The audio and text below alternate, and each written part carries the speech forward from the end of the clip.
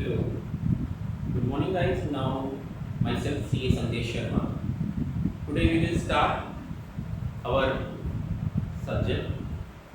The subject name is accountancy. तो accountancy से आप लोग वैसे परिचित होंगे, लेकिन अकाउंटेंसी जो है वो एक बहुत ही ज़्यादा इम्पॉर्टेंट सब्जेक्ट बन जाता है हमारा। और अगर हम देखें तो अदर सब्जेक्ट्स हमारे जैसे बिजनेस स्टडीज़ है, उसको भी हम डिस्कस करेंगे। इस वीडियोज़ के अंदर आएंगे, हमारी लेक्चर्स में आते रहेंगे आगे। इकोनॉमिक्स में भी हम लोग करेंगे आगे डिस्कस। तो मैं आप लोगों से यही कहना चाहूँगा कि आप लोग जो है अकाउंटेंसी के लेक्चर्स को मिस ना करें। आपका जो ये मंथ है, अप्रैल आपका जो चल रहा है, आज 20 अप्रैल हो चुका है, और आप देखेंगे अब धीरे धीरे जो है हमारे बोर्ड रिजल्ट्स आने वाले हैं। बोर्ड रिजल्ट्स जो है हमारे आएंगे, उसके अंदर हम लोग क्या करेंगे, बोर्ड रिजल्ट्स में हम लोग जो हैं वो देखेंगे कि भाई किस तरीके से लोगों ने क्या परफॉर्मेंस दिखाई है, परफॉर्मेंस कैसे उन्होंने अपने एग्जाम में उन्होंने किस तरीके से अपने क्वेश्चंस को अटेम्प्ट किया। पर बहुत से स्टूडेंट्स जो हैं वो गलती करते हैं। उन गलतियों को सुधारने के लिए मैं कहूँगा कि जो आने वाले बच्चे हैं जो 11th को पास आउट करके 12th में आने वाले हैं, वो इस वीडियो को जरा सीखें। हम एक एक करके एक एक चैप्टर में यहाँ पे डिस्कस करेंगे। हाँ, आप चिंता मत करिए, यहाँ पे वीडियो सारी कवर होंगी, हमें सारे लेक्चर्स कवर होंगे। 11th क्लास के अकाउंटेंसी बीएसटी इकोनॉमिक्स कवर होगा, और आपका यहाँ पे जो है देखा जाए तो 12th के भी आपके अकाउंटेंसी बीएसटी और इकोनॉमिक्स कवर होगा। आपको पेशेंस बना के रखना है और आपको मेरे साथ जुड़े रहना है। प्लीज़ प्लीज़ प्लीज़ मेरे चैनल को सब्सक्राइब कीजिए, लाइक कीजिए, और मैं यही कहना चाहूँगा कि मेरे साथ जुड़े रहिए, बने रहिए, क्योंकि मैं हूँ चार्टर्ड अकाउंटेंट सी संदेश शर्मा, और हम लोग फ्यूचर के अंदर हो सकता है कि आपको आगे चार्टर्ड अकाउंटेंट बनाने की कोशिश भी करेंगे। पहले आप अपना 11th क्लियर कर लीजिए। Okay, wish you all the best for the those students now they are waiting for their result, so wish you all the best. तो हम स्टार्ट करते हैं अपना। सबसे पहले तो हम लोग डिस्कस करते हैं हमारे अकाउंटेंसी का जो सिलेबस है वो किस तरीके से बाइफिकेट हुआ है। देख लेते हैं, ये बोर्ड पे थोड़ा सा अकाउंटेंसी का सिलेबस देखते हैं हम लोग। हमको पता है कि हम लोग अकाउंट्स के अंदर अगर बात करें, अकाउंटेंसी की बात करें, तो अकाउंटेंसी में हमको क्लास 11th में अपना सब्जेक्ट चूज करना होता है। अकाउंटेंसी को आप चूज करते हैं, और या फिर आप ह्यूमैनिटीज ले लेते हैं, या फिर आप जो है साइंस ले लेते हैं। लेकिन मैं खुद अकाउंटेंसी फील्ड से हूँ, तो मैं कहूँगा कि भाई अकाउंटेंसी ही लिया जाए। अकाउंटेंसी बहुत काम की चीज़ है, आप आगे लाइफ के अंदर से बहुत कुछ कर सकते हैं। वो देखेंगे लोग क्या क्या कर सकते हैं आफ्टर 12th। उसके बाद अकाउंटेंसी में अगर हम देखें तो क्लास 11 और क्लास 12, क्लास 11 और क्लास 12 के सिलेबस का बाइफिकेशन हम पहले देख लेते हैं। यहाँ पे आपके अकाउंट्स की सिंगल बुक है, जो बुक है आपके अकाउंट्स की वो एक ही बुक है। यहाँ पे बुक में आप देखेंगे डिफरेंट डिफरेंट राइटर्स हैं हमारे। कोई टीएस ग्रेवाल पढ़ रहा है अकाउंट्स में, और कोई जो है वो देखा जाए तो संदीप गर्ग भी पढ़ते हैं कई लोग। संदीप गर्ग की बुक भी चलती है अकाउंट्स में। और आप देखेंगे तो और बुक्स में अगर आप देखें तो एक सुभाष दे के नाम से एक बुक आई है, सुभाष दे, रिसेंटली आए हैं हमारे मार्केट में। सुभाष दे के पब्लिकेशंस की बुक आती है मार्केट के अंदर। तो ये बुक्स हैं टीएस ग्रेवाल, संदीप गर्ग, सुभाष दे, ठीक है। और अदर बुक्स भी आपको राइटर की दी जाएगी, पर टीएस ग्रेवाल लोग ज़्यादा प्रेफर करते हैं, टीएस ग्रेवाल को। सेम पैटर्न में अगर हम 12th के अंदर चले जाएँ तो 12th की बुक में अगर आप देखेंगे तो 12th में बुक जो है हमारी वो 3 पार्ट में डिवाइड हो जाएगी। 3 पार्ट में डिवाइड का मतलब उसे कहते तो 3 पार्ट में, लेकिन एक्चुअल में है 2 ही बुक्स। एक आपकी पूरी पार्टनरशिप है, कंप्लीट पार्टनरशिप। आप कंप्लीट पार्टनरशिप को पढ़ेंगे। यहाँ पे पार्टनरशिप का पूरा वॉल्यूम 1 आपका जो है, वॉल्यूम फर्स्ट है, वॉल्यूम 1 है वो पूरा पार्टनरशिप। वॉल्यूम 1 के बाद हम इसको एक बोल देते हैं वॉल्यूम सेकेंड। वॉल्यूम सेकेंड जो है आपका ये पूरा का पूरा कंपनीज अकाउंट के नाम से, कंपनीज, हम लोग कंपनीज को पढ़ेंगे। उसके बाद आपका जो है एक analysis of financial statement, analysis of financial statement FS, एक ये बुक है। तो ये आपको हम 3 तरह से डिवाइड करके पढ़ते हैं। फर्स्ट हम लोग पार्टनरशिप को पूरा पढ़ेंगे, फिर हम लोग कंपनीज को पढ़ेंगे, और फिर हम एनालिसिस ऑफ फाइनेंशियल स्टेटमेंट को पढ़ेंगे। ये कुछ हमारा कोर्स है, इसके कंटेंट्स हैं, डिफरेंट डिफरेंट कंटेंट्स हैं, डिफरेंट डिफरेंट यूनिट्स हैं। 11th के सिलेबस के अंदर हम चले जाएंगे, तो 11th के सिलेबस के अंदर हम लोग बेसिक्स से लेके एक्सपर्ट नॉलेज तक चले जाएंगे आगे धीरे धीरे चैप्टर्स की। सेम पैटर्न में हम एक्सपर्ट नॉलेज को गेन करके 12th में आके हम इन बुक्स को पढ़ेंगे। पार्टनरशिप के अंदर कंप्लीट हम पढ़ेंगे कि किस तरीके से बिजनेस करा जाता है, जो दो लोग मिलते हैं। किसी कंपनीज को अगर अपने मार्केट में शेयर इशू करने हैं, कोई लिमिटेड कंपनी है तो कैसे शेयर इशू करके पब्लिक से पैसा बोरो कर सकती है, वो पढ़ेंगे। एनालिसिस ऑफ फाइनेंशियल स्टेटमेंट के अंदर डिफरेंट कंपैरेटिव स्टेटमेंट्स और इसके चैप्टर में कैश फ्लो है, वो सब हम धीरे धीरे डिस्कस करते चले जाएंगे, है ना। वो सब हम आपको सिखाते चले जाएंगे धीरे धीरे। तो आपको इस चीज़ का थोड़ा ध्यान रखें कि कुछ आपको इस बुक्स को पढ़ना है। टी.एस. ग्रेवाल आप 11th में भी कर सकते हैं, टी.एस. ग्रेवाल 12th में भी कर सकते हैं, ठीक है। सुभाष डे की बुक्स आप देख सकते हैं, Subhash day the best writer, ये भी एक पब्लिकेशन के अंदर सुभाष डे के नाम से बुक्स चल रही है। संदीप गर्ग इकोनॉमिक्स के अंदर बहुत अच्छी किताब है, इसको आप रीड कर सकते हैं, ठीक है। संदीप गर्ग आपकी बीएसटी में भी आती है, तो इन बुक्स को आप बेसिकली मार्केट से परचेज करें। सबसे पहले हम लोग स्टार्ट करते हैं कि हमारा जो चैप्टर है वो न्यूमेरिकल्स में भी है, थ्योरी भी है। न्यूमेरिकल्स और थ्योरी दोनों को हमें अच्छी तरीके से करना है। मैं आपसे बार बार कहूँगा कि जब तक आप लोग थ्योरी नहीं करेंगे, थ्योरी करना बहुत इंपॉर्टेंट है, क्योंकि बिना थ्योरी के हमारे अकाउंट्स के लेक्चर बेकार हैं। थ्योरी अगर जब तक हम नहीं पढ़ेंगे तो हम लोग कुछ नहीं कर सकते, वी कांट डू एनीथिंग। तो हमें थ्योरी के लिए अपने आप को मजबूत करना है, और प्लस जब हमारी थ्योरी का बेस पक्का होगा तो हम लोग अकाउंटेंसी के जो चैप्टर जो न्यूमेरिकल्स हैं उनको पढ़ना से करना है।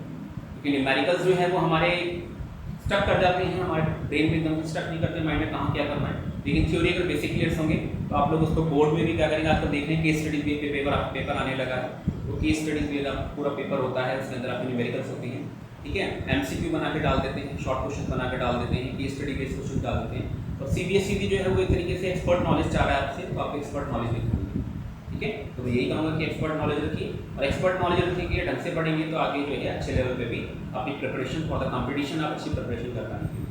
तो मैं ये आपको यही एडवाइस है कि ये मत सोचिए कि 11th क्लास है बस यहीं पढ़ लेना है, 12th को पढ़ के खत्म कर देना है, बोर्ड एग्जाम दे देने, नहीं। ये आपके फ्यूचर के लिए भी बहुत ज़्यादा इंपॉर्टेंट है। अभी से बेसिक परफॉर्म करेंगे, अच्छा करके चलेंगे तो आपको फ्यूचर के अंदर जो है आपको प्रॉब्लम्स नहीं आएंगी। तो ये चीज़ हम लोग यहाँ पे देख रहे हैं कि अकाउंटेंसी में हमारा थोड़ा सा ब्रीफ डिस्क्रिप्शन है आपका, एक ब्रीफ मैंने इंट्रोडक्शन दिया है, इसको आप लोग थोड़ा समझें, ठीक है। अगर हम लोग चैप्टर की बात करें तो सबसे पहले हमारे चैप्टर जो चलेंगे स्टार्टिंग के, सबसे पहले हमारे बेसिक्स आ जाएंगे 11th क्लास के अकाउंटेंसी के। तो मैं यहाँ पे क्या करूँगा, मैं दो क्लासेस चलाऊँगा अलग अलग, एक 11th के लिए अलग चलाऊँगा, एक 12th के लिए अलग चलाऊँगा। जो बच्चे नए आए हैं, जिनका रिजल्ट नहीं आया, वो वेट कर रहे होंगे रिजल्ट, तो वो लोग वेट करते रहें, पर जिन्होंने अपने माइंड में सोच लिया कि हमें अकाउंट्स ही लेना है, तो मैं कहूँगा वो लेक्चर को मिस ना करेंगे। लेक्चर डेली बेस पर अपलोड होते रहेंगे यूट्यूब के ऊपर, और प्लीज़ लाइक सब्सक्राइब शेयर कीजिए इस चैनल को, ठीक है। सी अकाउंट्स गुरु के नाम से मेरा चैनल है, इसको सब्सक्राइब कीजिए, लाइक कीजिए और अपने दोस्तों में शेयर कीजिए।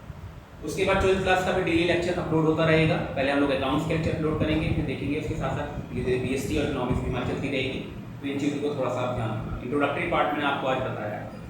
कोई भी अगर आपको लगता है कि भाई मेरी प्रॉब्लम है, ये मुझे कुछ समझ नहीं आ रहा है, तो आप मुझे कमेंट बॉक्स में कमेंट डाल सकते हैं, और कमेंट डाल के आप मुझसे पूछ सकते हैं कि सर प्लीज़ ये चैप्टर में ये चीज़ नहीं समझ आ रहा है। 24/7 आपको पूरी की पूरी जो है हेल्प मिलेगी।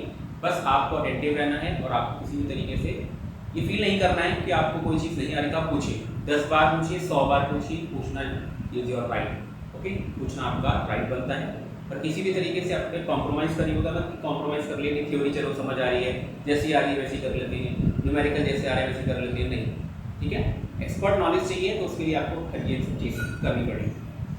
11th क्लास के अंदर अगर हम लोग बेसिक चैप्टर्स की बात करें तो कुछ हम लोग पहले 11th की थोड़ी सी बात करते हैं, तो कुछ हम लोग पहले एक टर्म और एक टर्मिनोलॉजी की बात करते हैं। देखिए यहाँ पे बुक कीपिंग के बारे में पढ़ेंगे कि बुक कीपिंग क्या होता है, बुक कीपिंग के बाद अकाउंटिंग आएगी, अकाउंटिंग क्या होती है, अकाउंटिंग के बाद अकाउंटेंसी आएगी, ठीक है। इन टर्म्स को हम समझेंगे। फिर हम जो है कुछ छोटी छोटी टर्म्स पढ़ेंगे अकाउंटिंग की लैंग्वेज में। जैसे आप देखें कि हर स्ट्रीम की अपनी अपनी क्या होती है, टर्म्स होती है। ह्यूमैनिटीज़ की अलग अपनी टर्म्स हैं उनकी बुक्स में, साइंस की अपनी अलग अलग टर्म्स हैं, फिजिक्स केमिस्ट्री बायोलॉजी में अलग अलग टर्म्स हैं। हमारी अकाउंटिंग की भी अंदर देखा जाए तो उसकी ABCD को समझने के लिए अकाउंटिंग की कुछ बेसिक चीज़ पढ़नी पड़ेगी, ठीक है।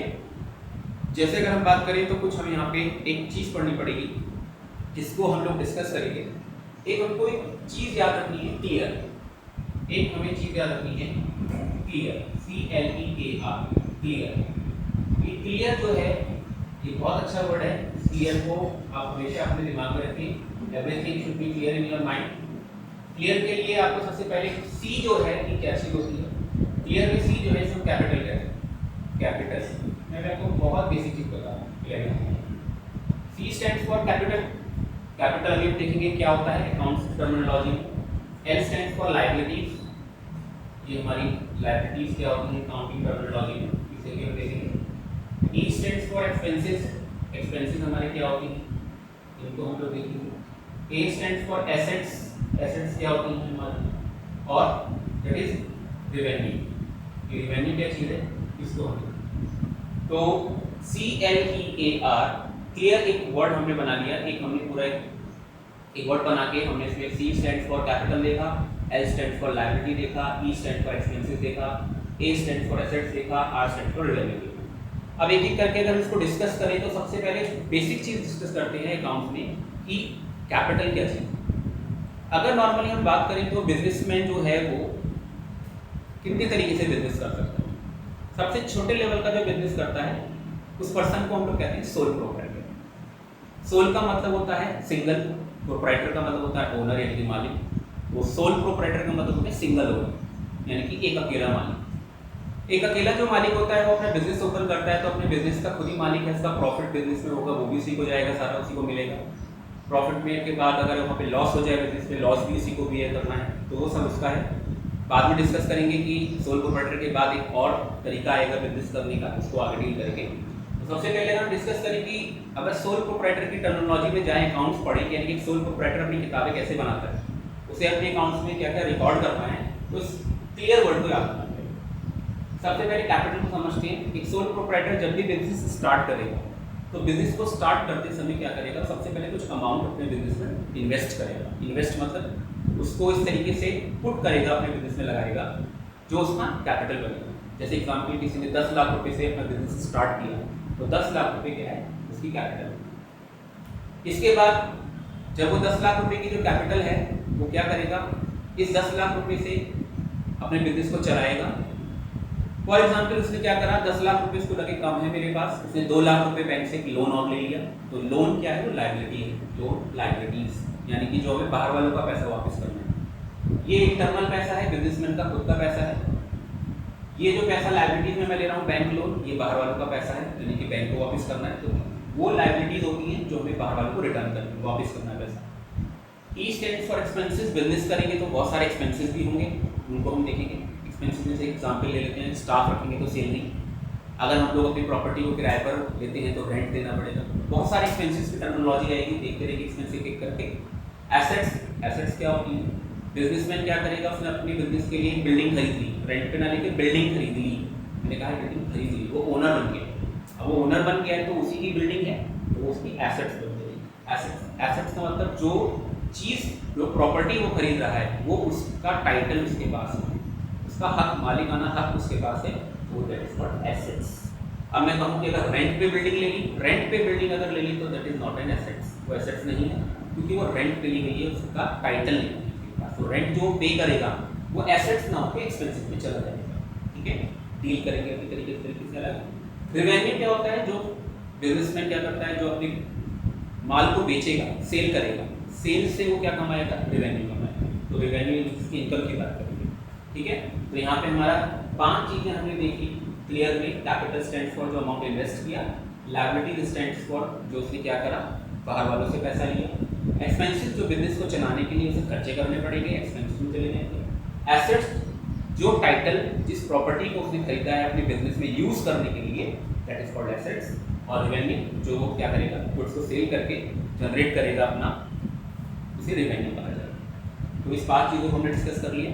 अब एक और बात करते हैं, यहाँ पे थोड़ा सा हम बात करते हैं गुड्स की बात करते हैं। ये गुड्स क्या चीज़ है, गुड्स बेसिकली क्या होता है, जो सोल प्रोप्राइटर है, सपोज करिए अगर मैं बात करूँ कि एक फर्नीचर मर्चेंट है, फर्नीचर का व्यापारी, उसकी फर्नीचर की शॉप है, तो फर्नीचर जो है वो उसके लिए गुड्स है, क्योंकि वो क्या करेगा, उस फर्नीचर को सेल करके रेवेन्यू जनरेट करेगा। लेकिन हो सकता है कुछ फर्नीचर उसके शॉप में हो, तो वो यूज़ कर रहा है, तो वो क्या है, वो उसका एसेट बन जाएगा। क्या बन जाएगा, एसेट बन जाएगा। उसे हम एसेट में ले जाएंगे जिस फर्नीचर को यूज़ कर रहे हैं। तो जो सेल करेगा उसका क्या बन जाएगा, गुड्स बन जाएगा।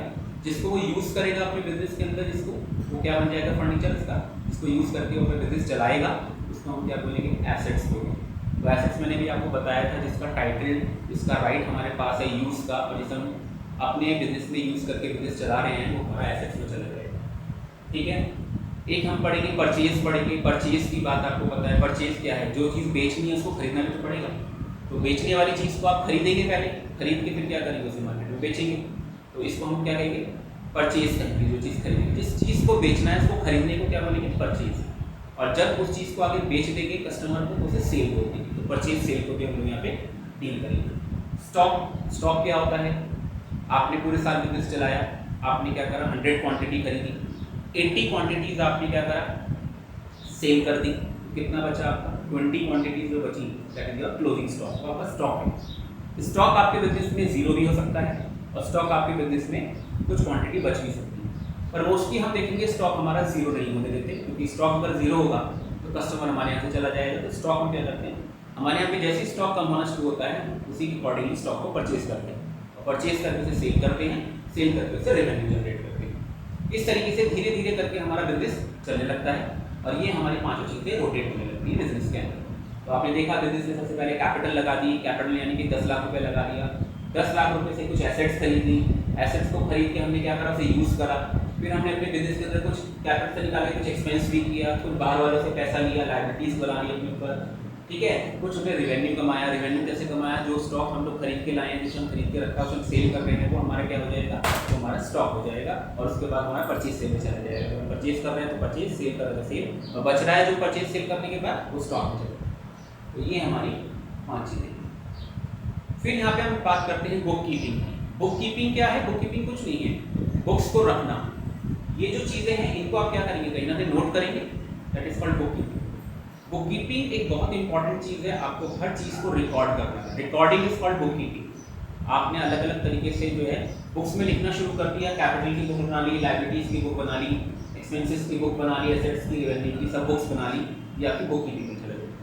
बुक कीपिंग के बाद एक टर्म आती है क्या, अकाउंटिंग। अकाउंटिंग क्या है, आप इनकी क्या करेंगे, सीखेंगे, एंट्रीज पास करेंगे, अकाउंटिंग। फिर एक टर्म आएगी अकाउंटेंसी। अकाउंटेंसी के अंदर हमारा क्या होगा, बुक कीपिंग से लेके अकाउंटिंग, और ये दोनों चीज जो है अकाउंटिंग में मर्ज हो जाएगी, अकाउंटेंसी में मर्ज हो जाएगी, सॉरी अकाउंटेंसी में मर्ज हो जाएगी। Accountancy is a very vast term, accountancy बहुत बड़ी चीज है। अकाउंटेंसी के अंदर ये अकाउंटिंग है और बुक कीपिंग। तो ये क्वेश्चन भी बनता है, book keeping and where accountancy start. Book keeping कहाँ एंड जाती है, जब अकाउंटेंसी स्टार्ट होगी। तो अकाउंटेंसी हमारी स्टार्ट होती है तो बुक कीपिंग का काम खत्म हो जाता है, रिकॉर्डिंग का काम खत्म हो जाता है। सारा रिकॉर्डिंग का काम हम लोग बुक्स में करेंगे, बहुत सारी बुक्स बनाएंगे, सेल्स की बुक बनाएंगे, परचेज की बुक बनाएंगे, एसेट्स की बुक्स बनाएंगे, लायबिलिटीज की बुक्स बनाएंगे, रेवेन्यू की बुक्स बनाएंगे, बहुत सारी चीज़ें हम बनाएंगे। इन सबको हम लोग अपने यहाँ पे क्या करेंगे, रिकॉर्ड करेंगे। रिकॉर्डिंग करने के बाद हम लोग क्या करेंगे, इन सबको रिकॉर्ड करने के बाद हम लोग आगे चलेंगे, हम लोग इसका एक परफॉर्मेंस लेवल जानने के लिए आगे कुछ अपनी प्रॉफिट लॉस निकालेंगे, अपनी बैलेंस शीट बनाएंगे, ये सब काम हम लोग धीरे धीरे करेंगे। तो ये सब चीज़ हमारी बेसिक चीज़, ठीक है।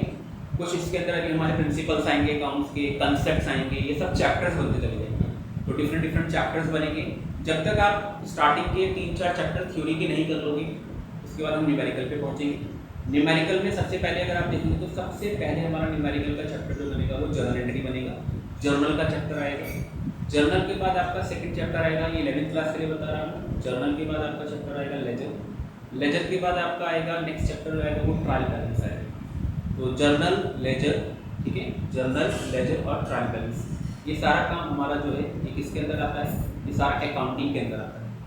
लेकिन उससे पहले तो हमने बुक्स बनाई हैं, सेल्स बुक, परचेज बुक, ठीक है, एसेट्स की बुक, लायबिलिटीज की बुक, कैपिटल की बुक, ये सब बुक कीपिंग में चला जाएगा। और उसके बाद जब हमारा बुक्स को फाइनलाइज करने का काम आएगा वो अकाउंटेंसी में चला जाएगा, उसको हम बाद में देखेंगे। तो धीरे धीरे कर करके हम 1 by 1 स्टेप बाय स्टेप चलते चलेंगे। 3 चैप्टर्स के नाम मैंने आपको पहले ही बता दिए जो हमारे न्यूमेरिकल हैं, जर्नल, लेजर, ट्रायल बैलेंस, और बाकी इसके बाद के चैप्टर्स मैं आपको धीरे धीरे डिस्कस करता हूँ। जब तक ये 3 चैप्टर्स आप नहीं पढ़ लेंगे तब तक आप अकाउंटिंग में कुछ नहीं कर सकते हैं। आपके जो चैप्टर है जर्नल, उस चैप्टर को बहुत ढंग से पढ़ना है, क्योंकि जर्नल अपने आप में एक पिलर है, एक बिल्डिंग का पिलर है। वो पिलर इसमें आपको मजबूत करना पड़ेगा, क्योंकि जर्नल एंट्रीज अगर आपकी गलत तो सारा फाइनलाइजेशन गलत हो जाएगा, आगे तक की सारी अकाउंटिंग गलत हो जाएगी। वो चीज़ को करने के लिए मैं आपसे ये कहूँगा कि आप एक्सपर्ट नॉलेज करें, जर्नल की प्रॉपर एंट्रीज बनाना सीखें। एंट्रीज को रूल्स के अकॉर्डिंग बनाएंगे हम लोग, प्रॉपर रूल्स हैं अकाउंटिंग के, हमारे रूल्स को अप्लाई करेंगे। रूल्स को अप्लाई करने के बाद हम लोग क्या करेंगे, जब ये रूल्स हमारे प्रॉपर अप्लाई हो जाएंगे तो इसके बाद हम लोग उसको यूज़ करेंगे जर्नल एंट्री में रूल्स को, और रूल्स को यूज़ करके हम लोग अपनी जर्नल एंट्री बनाएंगे। ये 5 चीज़ें जो हैं जर्नल एंट्री में ये काम आएगी। कैपिटल भी आएगी, कहीं देखेंगे आप लायबिलिटी, एक्सपेंस, एसेट्स, रेवेन्यू, ये सब हमारी जर्नल एंट्री में भी दिखेगा आपको, ठीक है। तो इन चीज़ों को भी आपको ध्यान रखना। तो थोड़ा सा बेसिक इंट्रो मैंने आपको आज दिया है, आप क्लास में बने रहिए। प्लीज़ मेरा लेक्चर है वो मिस ना करें डेली बेस पे, और आप क्या करें, डेली वीडियोस को अपलोड करूँगा। लेक्चर 1, लेक्चर 2, लेक्चर 3, लेक्चर 4 प्रोलॉजिकल ऑर्डर में ये लेक्चर्स डाउनलोड होते चले जाएंगे यूट्यूब पे आप क्या करें, पढ़िए, सीखिए, शेयर करिए, लाइक सब्सक्राइब करिए। ओके, तो मिलते हैं थोड़ी देर बाद, नेक्स्ट क्लास में मिलेंगे। Okay, wish you all the best, मिलते हैं बाद। Okay, thanks.